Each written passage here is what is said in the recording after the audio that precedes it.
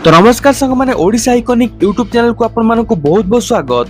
तो चलन जान आज दिन गुरुत्वपूर्ण खबर गुड़िक कौन कौन रही पूर्व जदि आपण माने हमर चैनल को सब्सक्राइब कर नथिबे तो चैनल को नियति सब्सक्राइब कर नियंतु। तो चलन नजर पकेबा आज बड़ खबर कौन रही। मार्च 8 रे मिलिबो सुभद्रा किस्ती टंका। आंतर्जातिक महिला दिवस रे महिला पाइबे 5000 टंका। योग्य हिताधिकारी को मिलिबो सुभद्रा चतुर्थ किस्ती। 1 कोटी रु अधिक महिला बैंक खाता को जीवो मोट 5000 कोटी टंका। यह पूर्व सुभद्रा योजना रे हिताधिकारी माने 3टी किस्ती रे मोट 15000 टंका सहायता राशि पाइछंती। सुभद्रा योजना रे प्रति वर्ष हिताधिकारी को 2टी किस्ती रे 5000 टंका लेखाएं मोट 10000 टंका सहायता राशि प्रदान करा जाउछि। 2026 जनवरी 22 रे नूतन हिताधिकारी और बाद पड़िथिबा हिताधिकारी को सुभद्रा टंका मिलिथिला। 4,57,681 महिला सुभद्रा टंका मिलिथिला। नुआ पंजीकरण करथिबा 1,87,398 जन को शामिल कराइथिला। तृतीय किस्ती पाइथिले भी वैषयिक समस्या पाई प्रथम और द्वितीय किस्ती बाद पड़िथिबा 2,55,265 जन को शामिल करा जाइथिला। आज सुधा धान किना तथ्य जारी कले सरकार। वर्तमान सुधा मंडी को 59,92,864 मेट्रिक टन धान आसीछि। 59,73,552 मेट्रिक टन धान किणा होईछि।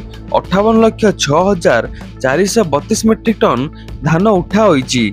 1,92,847 मेट्रिक टन धान मंडी रे रहिछि। एबे 13,90,978 चाषी धान बिक्री करि सारिछंती। चाषी को अकाउंट को जाइछि 4,045 कोटी टंकार इनपुट सब्सिडी। एमएसपी बाबद को 13,110 कोटी टंका जाइछि। आसुछि लघुचाप। शुक्रवार ठार रविवार पर्यंत प्रबल वर्षा। दक्षिण केंद्रीय बंगोपसागर लघुचाप क्षेत्र संभावना रही। यह प्रभाव में श्रीलंकार प्रबल वर्षा हेबो। तमिलनाडु पुडुचेरी एवं केरल मध्य वर्षा संभावना रही। शुक्रवार रविवार पर्यंत वर्षा लगी रहे बोली पूर्वानुमान करिसेंती अंतर्जातीय पाणीपाग विज्ञानी जासन निकोल्स। गत सप्ताह वर्षा संभावना थिला। वर्षा जोगु भारत पाकिस्तान T20 मैच बाधाप्राप्त हेबार संभावना थिला, किंतु चलित सप्ताह वर्षा हेबो कहिसेंती जासन निकोल्स। T20 विश्वकप बैटिंग। राउरकेला पुलिस बड़ धरणर रेड। राउरकेला रे T20 विश्वकप क्रिकेट बैटिंग अभियोग रेड। 5टी अंचल रेड करुछि राउरकेला पुलिस। आज सकाळु पुलिस एक स्वतंत्र टीम प्लांटासाइड, उदित नगर, रघुनाथपाली, ब्राह्मणी तरंग और टांगरीपाली थाना समेत विभिन्न अंचल रेड करुछि। ए पर्यंत पुलिस पक्षरु कौनसी स्पष्ट सूचना मिली नाही। पोलो उपर महानदी गुडेई जीवन हारिले महिला। पोलो उपर उडेई जीवन हारिले महिला। संबलपुर बुर्ला थाना अंतर्गत महानदी पोलो उपर डेई जीवन हारिले महिला। मृत महिला बुर्ला अंचल अंजु कुमार। सूचना अनुसार हठात अंजु महानदी सेतु उपर को चढ़ी जाइथिले। एहाकु देखि रास्ता रे जाउथुवा लोक तांकु अटकाय चेष्टा करथिले, किंतु कहा कथा सुनि नथिले अंजु। फोन ने कहा सहित कथा होई पोलो तळकु डेई पड़िथिले अंजु। ए नै पुलिस को खबर दिया जाइथिला। पुलिस घटनास्थल रे अंजु को गुरुतर भावे उद्धार करी मेडिकल में भर्ती करथिले, किंतु सेठारे डाक्टर तांको मृत घोषणा करथिले। तेबे केउ कारण पई अंजु जीवन हारिचंती ता ए पर्यंत अस्पष्ट रहिछि। पुलिस रो अंजु को जीवन हारिया घटना नै छानबीन आरंभ करिछि। होली पूर्व कर्मचारी बड़ उपहार। डीए वृद्धि सरकार संकेत। चलित वर्ष होली केंद्र सरकारी कर्मचारी एवं पेंशनभोगी एक स्वतंत्र हो पारे।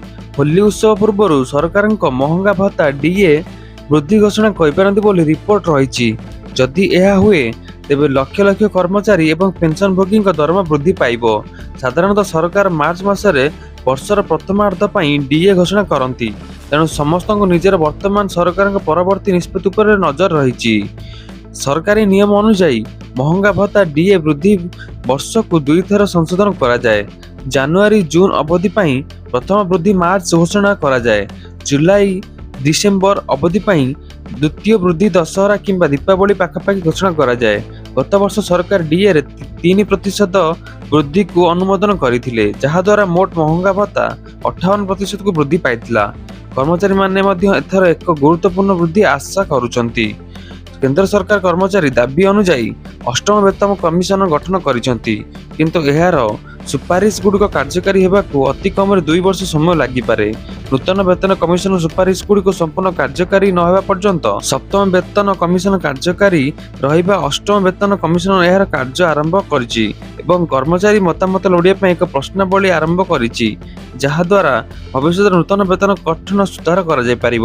ଟ୍ରେନରେ ଯାତ୍ରା କରୁଥିଲେ ହୋଇଯାଆନ୍ତୁ ଖୁସି, ହୋଲିରେ ଏମାନଙ୍କ ପାଇଁ ସ୍ପେଶାଲ ଟ୍ରେନ୍। ରଙ୍ଗର ପର୍ବ ହୋଲି ପାଖେଇ ଆସୁଛି। ପର୍ବ ପାଖେଇ ଆସିବା ସହିତ ଦିଲ୍ଲୀ, ଏନସିଆରରୁ ବିହାର, ଉତ୍ତରପ୍ରଦେଶ ଏବଂ ଝାଡ଼ଖଣ୍ଡ ଯାଉଥିବା ଟ୍ରେନ୍ ଗୁଡ଼ିକରେ ଭିଡ଼ ବଢ଼ିବାରେ ଲାଗିଛି।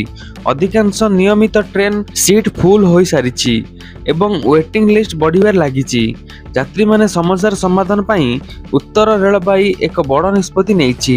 ଏହି ହୋଲିରେ ଯାତ୍ରୀମାନେ ସହଜରେ ସେମାନଙ୍କ ଘରକୁ ପହଞ୍ଚି ପାରିବେ ତାହା ସୁନିଶ୍ଚିତ କରିବା ପାଇଁ 300ରୁ ଅଧିକ ସ୍ୱତନ୍ତ୍ର ଟ୍ରେନ୍ ଚଳାଚଳ କରିବ।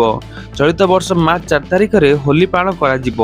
କୁହାଯାଉଛି ଯେ 28 ଫେବୃଆରୀ ପୂର୍ବରୁ ବହୁ ସଂଖ୍ୟକ ଲୋକ ନିଜ ଘରକୁ ଯିବା ଆରମ୍ଭ କରିଛନ୍ତି।